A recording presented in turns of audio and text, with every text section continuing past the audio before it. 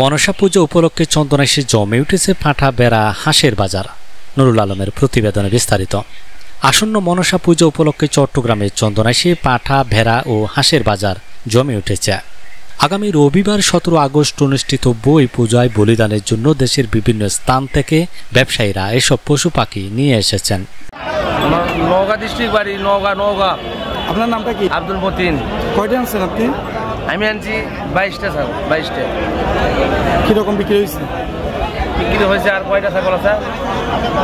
10-15টা আছে। কিরকম সেল হচ্ছে আপনাদের? বিক্রি কিরকম হচ্ছে আপনাদের? ওই মোটামুটি ভালো।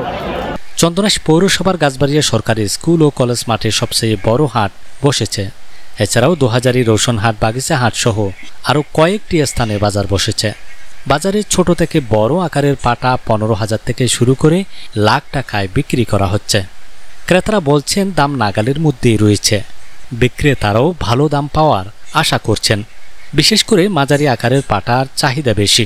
বাজারে ক্রেতা বিক্রেতাদের জন্য পর্যাপ্ত নিরাপত্তার ব্যবস্থা করা হয়েছে এবং খাজনাও সহনীয় পর্যায়ে রাখা হয়েছে বলে ইজারাদাররা জানিয়েছেন। শনিবার শেষ বাজার আরও জমজমাট হবে বলে আশা করা হচ্ছে।